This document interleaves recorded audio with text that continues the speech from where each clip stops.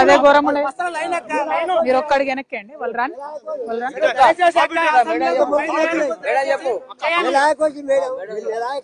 నెలాయన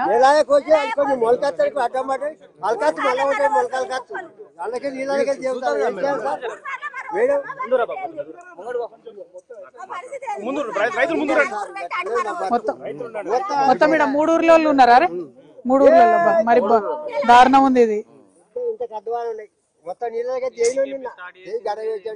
అవునా?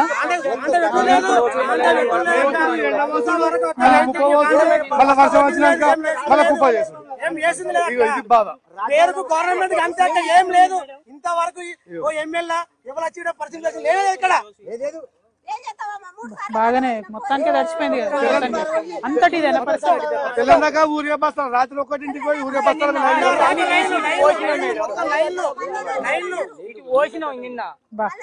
నిన్న మొత్తం చాట్లతో ఎత్తిపోసి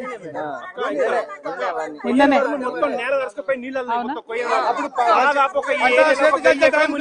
బస్తాలు దొరకలేదు.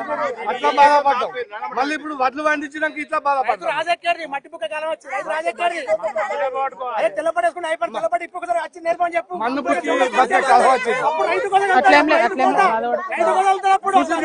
అవునవును ఘోరం ఉంది. అదే అందుకే వచ్చి ఒక్క నిమిషం చెప్పాను ఒక్క నిమిషం ఒక్కొక్కరు IKP direct rice milk rice passbook ఉంటది కదా, రైస్ బుక్ అలౌట్ చేయాలి. ఐకేపీ మధ్యలో అయితే ఆలస్యం అవుతుంది. ఇప్పుడు డైరెక్ట్ వడ్డెండ వేసుకుంటే రైస్ మిల్ వేసుకుంటే అది పాస్బుక్ పోయి ఉంటే వాళ్ళు తీసుకోవాలి. దాన్ని తీసుకొచ్చి దాన్ని మనం పోరాటం చేయాలి. అప్పుడు దానికి తప్ప ఏ గవర్నమెంట్ మనకు 70 సంవత్సరాలు వచ్చి సంవత్సరం వచ్చి రైతు ఎప్పుడు నష్టం. ఐకేపీ ఉంటే మనకు నష్టం ఏమైతుంది? ఆలస్యం అవుతుంది. అదే అదే ఆలస్యం అవుతుంది. అదొకటే. అదే వడ్లు వెళ్ళిపోవాలి. నష్టం అంటే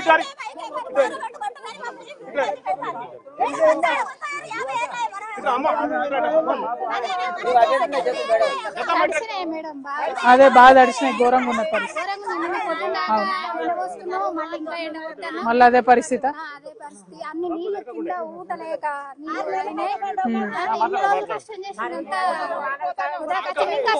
కోసేటి కూడా ఇంకా ఘోరంగా ఉన్నాయి మేడం. అందులో మొత్తం నీళ్ళే ఉన్నాయి. కోయడానికి కూడా లేదు. మొత్తం మొత్తం అడ్డం పడ్డదట కదా. ఒక్కసారి చూసిపోదామా? ఏదైనా పొలం దగ్గర ఉందా దూరం ఉందా? బాగా ఒకసారి చూసి వెళ్తాం. అదే ఎందుకంటే ఘోరం ఉంది మొత్తం. అదే అదే కొయ్యరాదు అయి కదా. అదే అదే మేము జోక్కున్న వడ్లు కొంచెం పచ్చిగున్నా గానీ బాగా కోత పెడతారు.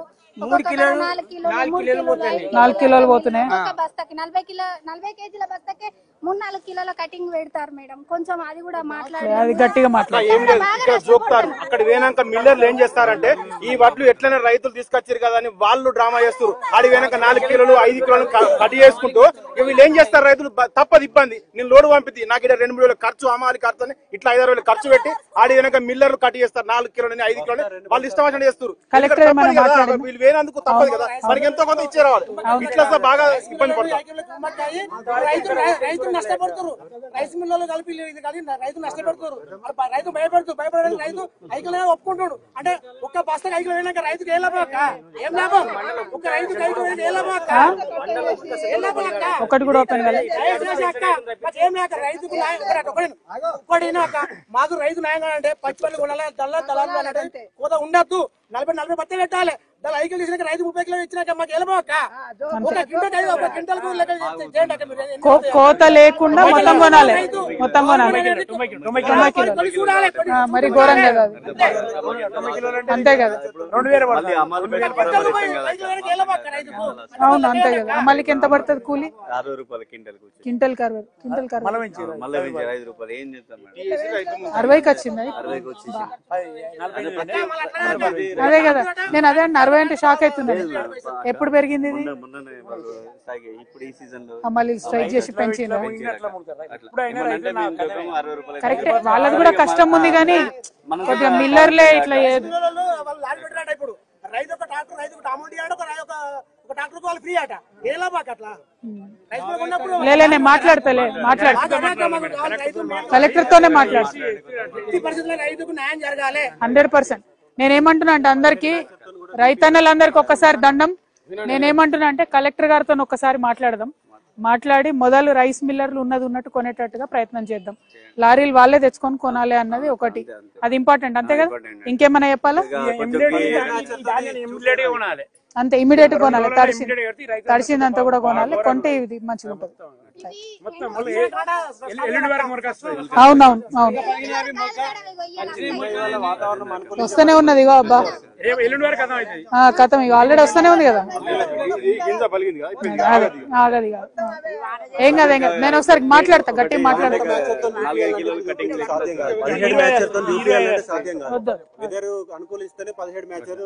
అవును ఇక అవన్నీ లెక్కలు పెడితే కుదరదు. ఇప్పుడు వాన తుఫాన్ వచ్చింది కదా. మాయిశ్చర్ ఎంతున్నా కొనమని అడగాలి, అంతే కదా. ఎంతున్నా కొనేసేయాలి, తడిసినాయి కాబట్టి కొనాలి. అదే మాట్లాడతా. ఫస్ట్ కలెక్టర్ గారితో మాట్లాడతా. Thank you. జై తెలంగాణ. ధైర్యంగా ఉండండి, ఏం కాదు. 100%. 100%. ఓకే, ఒక్క దగ్గర కూడా రాలేదా?